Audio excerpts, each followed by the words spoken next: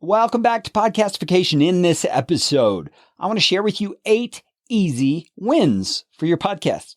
Or you could think of it as 8 mistakes podcasters are making that you can easily avoid.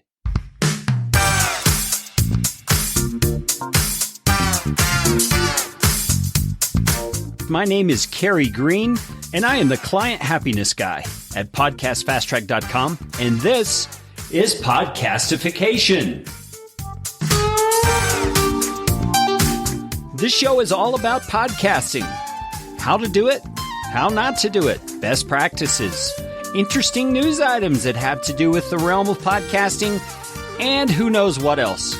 And I'm trying to do it all with a little bit of fun and some information to help you get a show going, keep yours going, or make it better.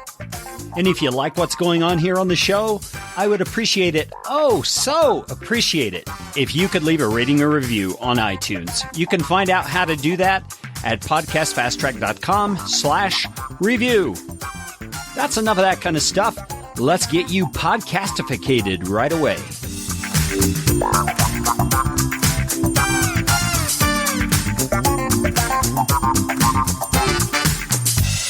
If you have never listened to Podcastification before, I want to say, first of all, welcome. But second of all, I need to let you know that this episode is based on my experience. It's things that I observe. And you may wonder, well, why does your observations and experience really matter? Well, it really doesn't, except that I run a podcast editing and show notes business. And in that context, I get to see lots more stuff than you do, most likely, when it comes to the way that podcasters are doing their podcasting. I get to see things they do well, which the majority of my clients are up to speed pretty quickly because we try real hard to educate them and help them and coach them along as they're doing this wonderful thing called podcasting. But it's in my marketing that I come across these things that I would honestly just consider mistakes. Things podcasters do or don't do that they haven't really thought through in terms of their larger goals for what their podcast is about and what it is they're trying to accomplish. So in this episode, I want to walk through at least 8 things that I've noticed that I feel like the average podcaster just isn't aware of in terms of their larger goals. Now, having said that, let me say this.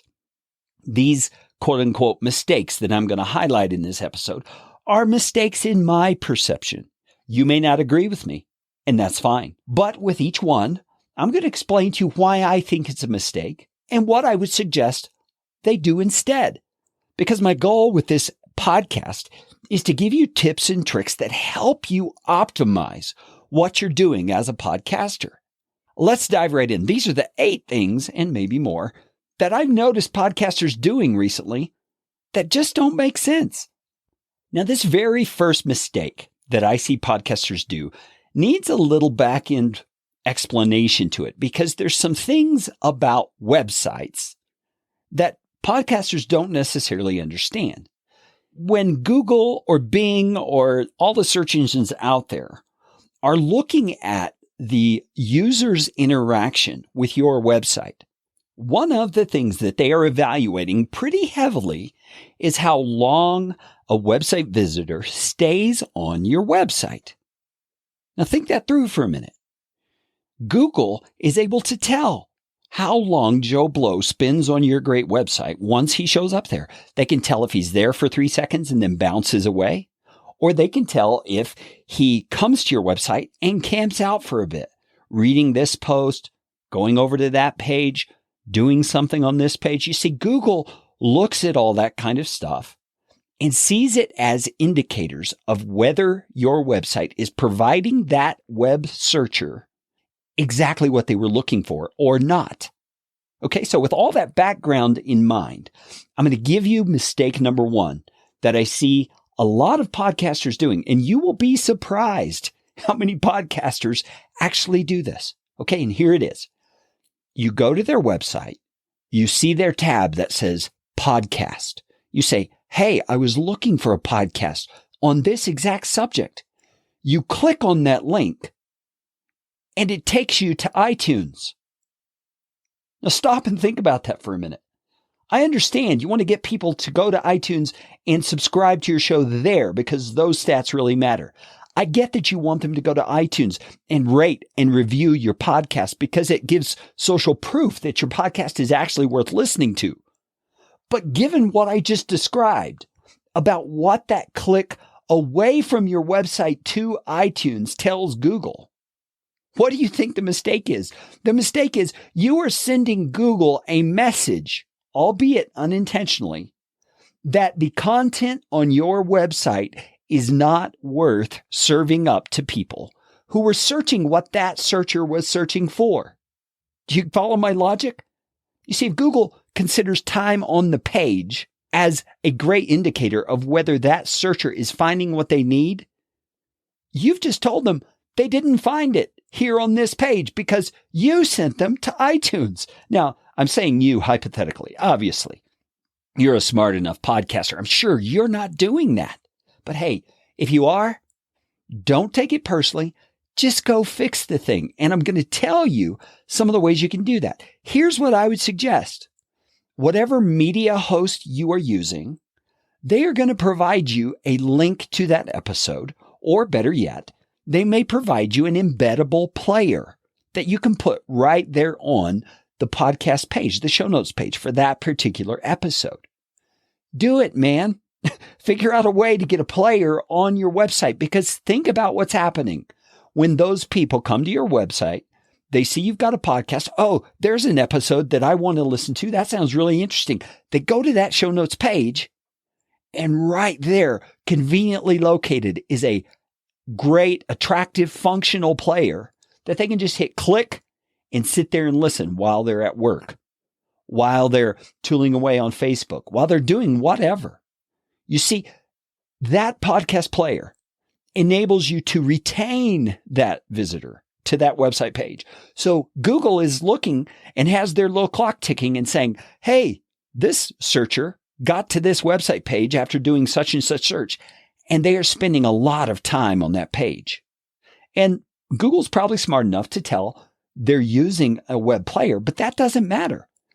Google just counts that they found a resource they see as valuable. And to Google, that means you provided them what they were looking for. So this whole listen link that goes to iTunes, or podcast link that goes to iTunes, man, I think that's one of the biggest mistakes a lot of podcasters are making.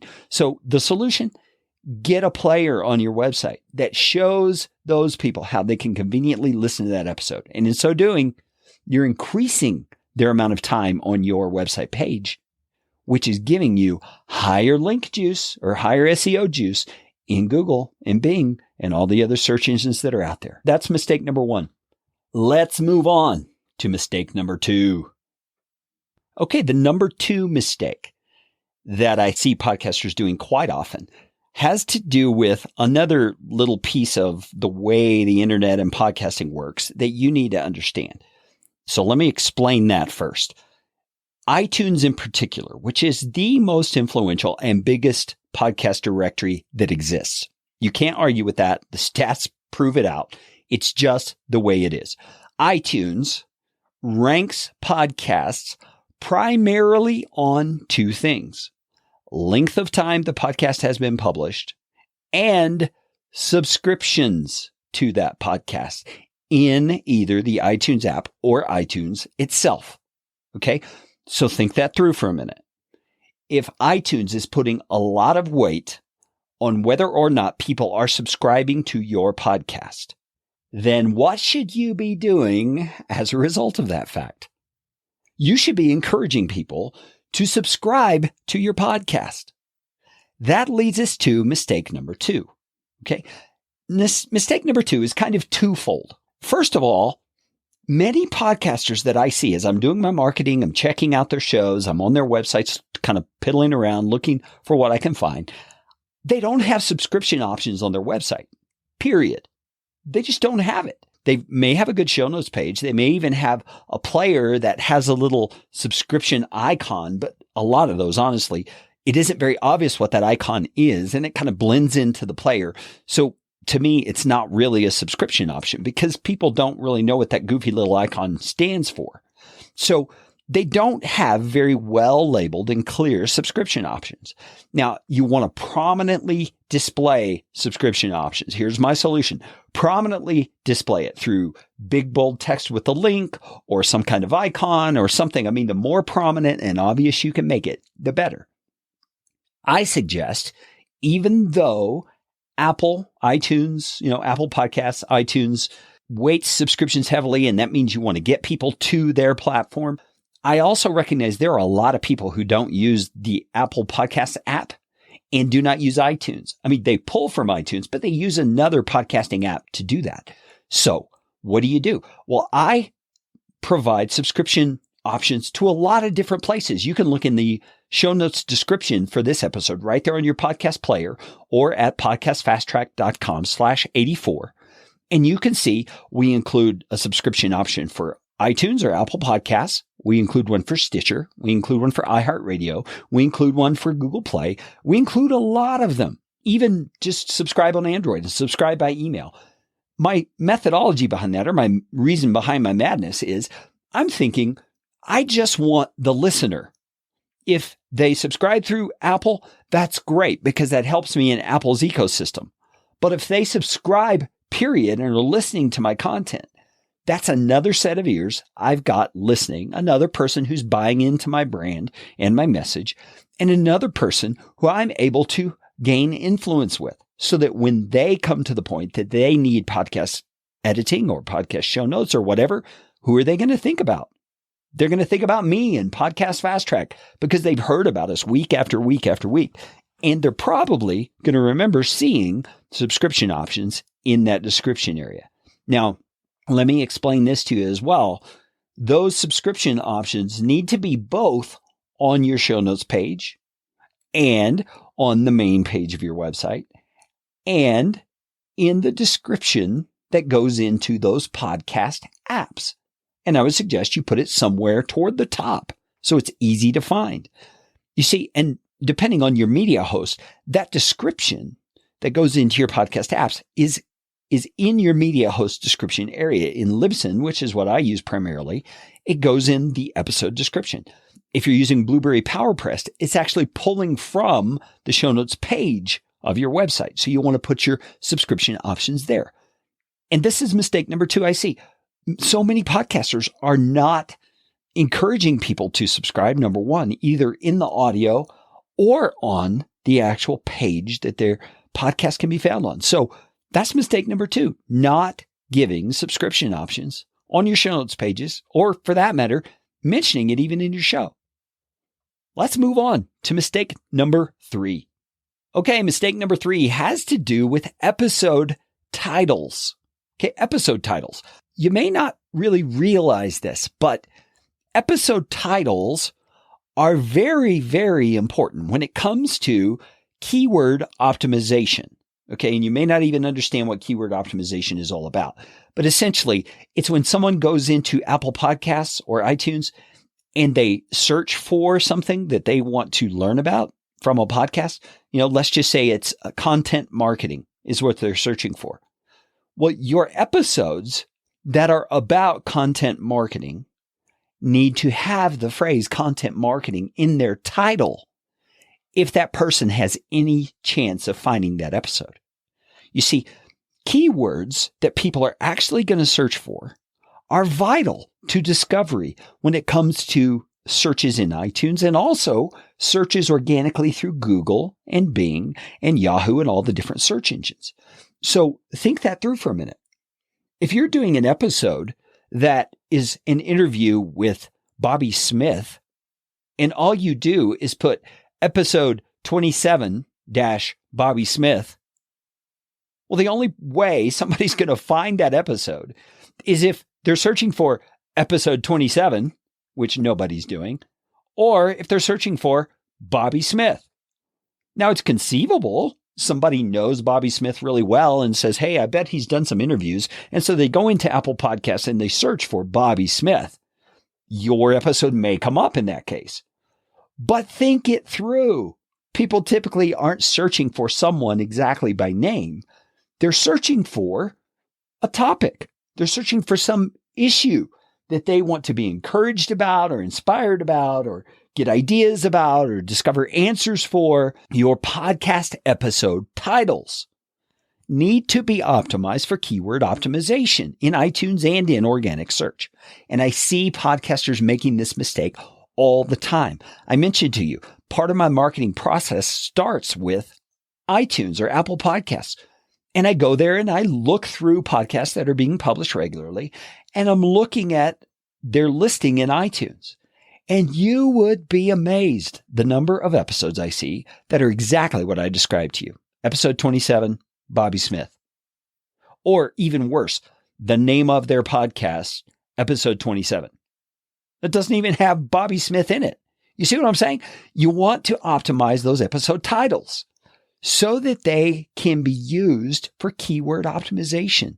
And people actually have a hope of finding the content you're putting out. That goes for iTunes. It goes for Stitcher. It goes for Google Play. It goes for any directory that you're on. And remember, the podcast apps pull from those directories and typically use the same sort of logic behind their search function. So no matter how someone is searching for your episode, they need keywords in those titles to be able to find that episode.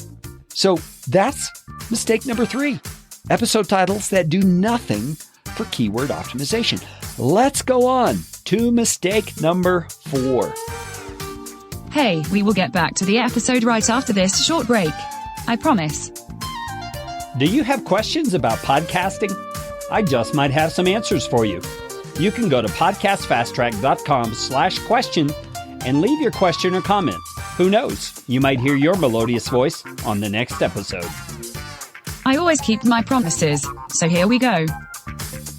When I go to a website where there's a podcaster and they're obviously selling something, they're obviously trying to promote their brand and their coaching and get people to work with them and that kind of thing. And there's no contact info anywhere on their website. No email address, no form to fill out, no phone number. I mean, come on. If you want someone to work with you, you got to make it easy for them to work with you. Now, let me make a little caveat here, okay? Many of the websites I'm describing to you, I have to give them credit. They do have social media connections on there. So they'll have a little Twitter icon or a Facebook icon or something like that. And I get it. A lot of people want to be contacted through social. That's fine. But let me suggest something to you. This is not about you. This is about your listener. This is about your potential client. This is about a possible customer finding an easy way to connect with you. You want to make it as easy as possible. When I go to a website and there's no email address anywhere on the website, I mean, I look in their about page, I look in their contact page, I look everywhere I can. And if there's no email address or there's no web form for me to fill out to contact that person directly, and I have to go through social, this may just be me. I may be a weirdo on this, but it communicates to me that they are trying to protect themselves from actually having to communicate with people who may have questions for them or people who may want to ask them for tips about their brand. I mean, because there are a lot of those people out there. There are a lot of people who are either trolls who are trying to be critical or people who are trying to get and never give. I mean, that's just part of the internet game that we all have to play. But when you make it hard for people to connect with you and you funnel them into this massive funnel of social media that everybody's having to go through, there's no chance of personal connection right off the bat. There's no way they can talk to you directly, even if they wanted to. To me, you're communicating a very negative message to that person who maybe, just maybe, is really wanting to connect with you on a personal level for something more important than just getting your latest hack about such and such. They might be a person with serious questions, a person who is eager to talk with you about consulting or doing work with you or whatever, and you're making it hard. So that's exactly what I see as mistake number 4. No contact info on your website. Let's move on to mistake number 5. mistake number 5, I guess, is actually a piece of mistake number 4. It's really the same issue, but it's in a different platform.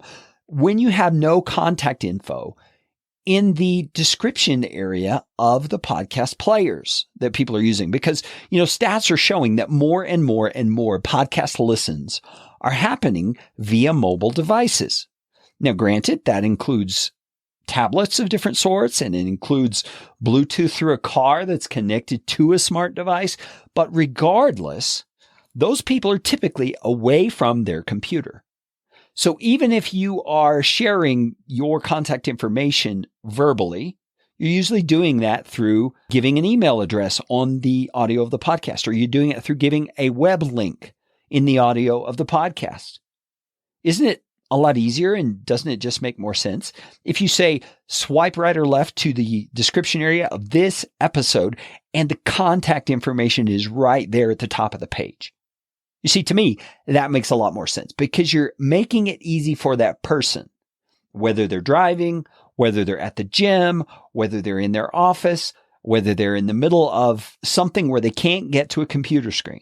You're making it easy for them to swipe and tap and send you a message. To me, that's a no-brainer. You want people in your audience to be able to engage with you, because the more engaged your audience becomes, the more effectively you're going to begin to interact with them and understand their needs so that you can produce better content, which produces more loyalty, which produces more initiative on their part to share your content with other people. You see where I'm going with this? It's a domino effect that begins. And I believe it begins with the ease with which people can contact you. And you need to do that in your player description as well as on your website, like I mentioned in mistake number 4. And again, in this one, in my opinion, social doesn't count.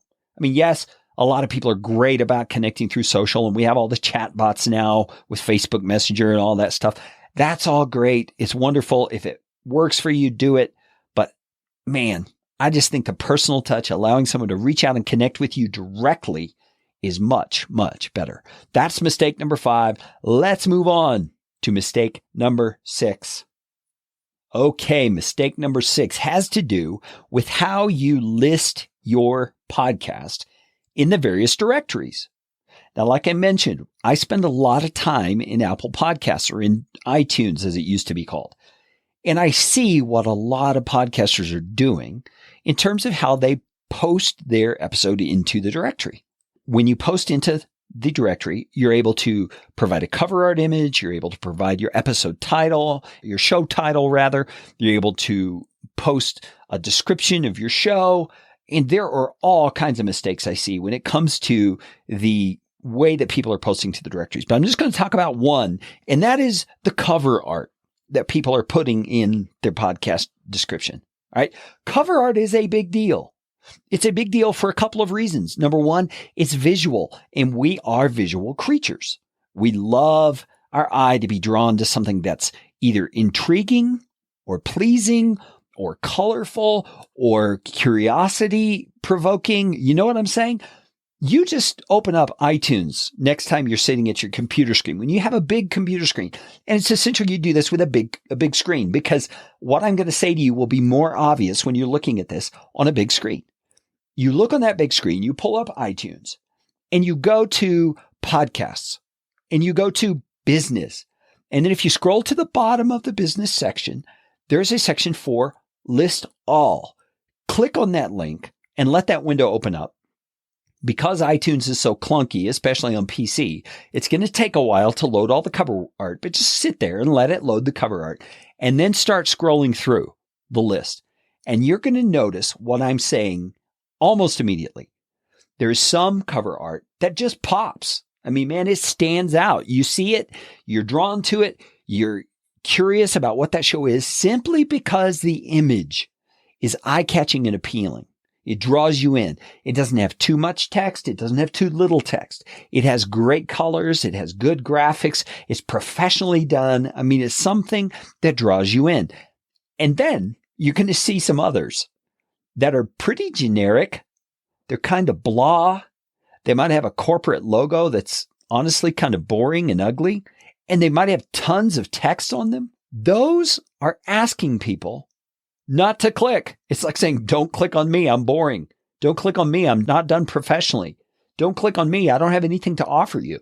And again, these are my opinions, but I think they hold true because the whole issue of design, the whole realm of digital marketing is about visual. It's about getting yourself noticed. All you have to do is look at the directory in iTunes for yourself and realize, man, if that cover art doesn't look great, you are doing yourself and your show a disservice. Now, let me just put your mind at ease on this.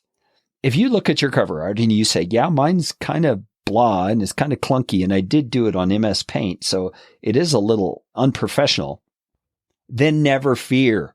You can go into your media host account at any time, whether that's Blueberry or Libsyn, or if you're using the Blueberry PowerPress player or Spreaker or Podbean or wherever you're hosting your media. You can go in there at any time and add new cover art. You can change it. And the next time that the directories ping your feed, they're going to pull that new cover art because they're going to be told there's a change and they're going to make that change on their platform. That's just a beautiful thing. Now, there are some exceptions because there are some of the directories out there who ask you to upload your cover art to their server. I think Stitcher's one of those, if I remember correctly. On those, you're going to have to go back and update it yourself manually on each little platform, which is really a bummer, but that's just the way they do it.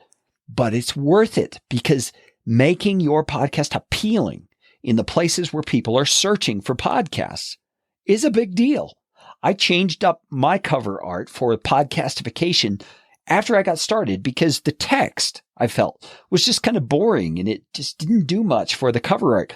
And the way that I changed it with all the splashy, I don't know what you call it, outlining and stuff around the letters, man, it just booms now. And I like it. And I think most people like it compared to what I had before. You can go back to some of the early episodes. And I think if you look on the player that's on those pages, you'll see, man, that podcast cover art was boring. How about this? I'll do this so you can see an example. On the show notes page for this episode, which you can find at podcastfasttrack.com/84, and on the description on your podcast app, I'll post a before and after copy of my cover art so that you can see an example of the kind of effect changing your cover art can have.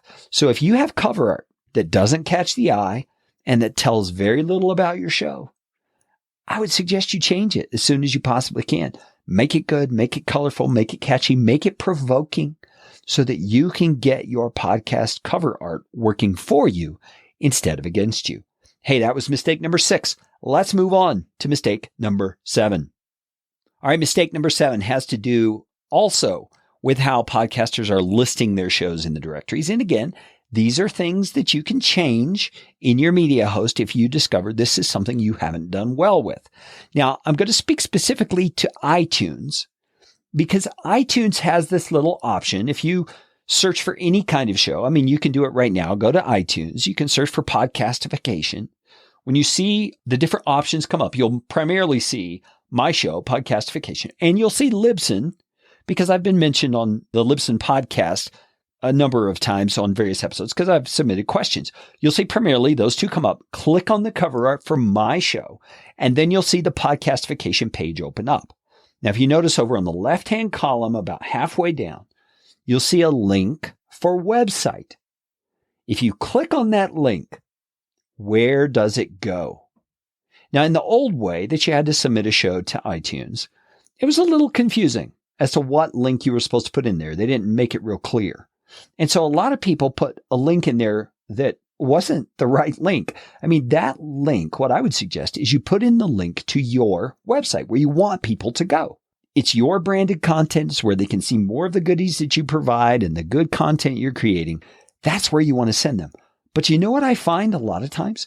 When I click on that link to go to their website, say I'm interested in striking up a conversation with them about whether they need a service like ours, you know what I find? It'll redirect me back to iTunes again sometimes. You know, their actual iTunes feed address. So I wind up on the same page again. It's like this vicious circle that just goes around and around. That you don't want that. Sometimes people will put in there a link to their Stitcher page. What? I don't get that. Sometimes they'll put a link to their Podbean page. I don't get that either. You want them going to a place where they can see more of your brand. They can see more of what you have to offer. So when you put your show into the directories, make that link go somewhere where they can find out more about you and your podcast. Okay, that's, again, just my opinion, but it's an opinion that to me makes total sense. You want that iTunes website link going to your property so that you have control over what people see once they get there. That's mistake number 7. Let's go on to mistake number 8. Okay, mistake number 8, I think, is one of the bigger ones. And this is going to be a personal opinion thing. Just like I said at the beginning, you got to understand that. And there are some cases that prove me wrong on this to a degree, but I'm going to try to answer that objection as well. And here's what the mistake is that I think people are making. They are naming their actual podcast, not just an episode. They're naming their actual podcast something that does not tell a listener or a potential listener immediately what that podcast is about. They get cutesy, or they decide to use their already existing brand name for the name of their podcast. I get it. I totally get it. There are things out there that prove me wrong. But imagine if someone's going through the iTunes directory or Stitcher or Google Play, and they see your podcast and the title of your podcast does not tell them what your podcast is about. Why are they motivated to click on that? It's a mystery to them. And they're going to have to take that extra step to click on it. And curiosity is going to have to get the better of them for them to say, yeah, I'm going to click on this because I'm curious what this is. That happens very seldom in my experience. When I'm going through the podcast directory, I usually am not going to click on those shows. Now, I do anyway because I'm doing marketing and I'm wanting to see if maybe this is a good podcaster who's just making a few mistakes that perhaps I can help with. You see, that's a place I can add value. But I'm telling you, I have to fight my instincts because my instinct is not to click on that cover art because the title doesn't tell me anything about the show. Now, let's use this show's podcast name for an example. Podcastification. It's kind of cutesy, isn't it? I have to admit that. It's a little shticky in a way, but I kind of wanted the show to be shticky. I wanted it to kind of have that fun feel to it. But also, I intentionally put the word podcast in the title because I wanted people to know this show is about podcasting. Now, you would have to tell me when you hear that name initially, when you first heard it, did you immediately think the show was about podcasting? Or did you think it was something related to podcasting? There's all kinds of ways you can interpret the title, obviously. But I think it's good enough that it gets people who are interested in podcasting to at least click on the show and find out more. But when you have a show name that has nothing to do with what you're actually talking about, say your show's about content marketing and your show is called, oh man, let me come up with a name here, Compelling. Or something like that. It's like, what? Compelling. That could be about writing. That could be about web design. That could be about graphic arts. That could be about personality traits. It could be about life coaching. There's all kinds of things that show title could be about. You see, you don't want that. You want to have a show title that, again, goes back to that keyword issue, has keywords in it that iTunes can pull when people search for that keyword. And actually put your show into the search rankings when people are trying to find you. To me, that's just an obvious thing, but it's something I see a lot of podcasters doing that really is kind of shooting themselves in the foot. So those are my 8 observations from a lot of time I spend every week in iTunes in particular, going through, looking at podcasts, looking at the stuff they're doing and the stuff they're not doing, and just wanting to coach you along. Hey, these are things you can improve, things you can change in the way you post and promote your content that will actually help you get more listeners for your podcast and more SEO juice from Google. And that's really what we all want, isn't it? Hey, you know what time it is. It's time for you to go out and make it a podcastificating day. This show is brought to you by Podcast Fast Track, where my team provides professional podcasting services without the time suck. Full production, editing, and show notes all in one monthly subscription package. You can find out more at podcastfasttrack.com. Now go out and make it a podcastificating day.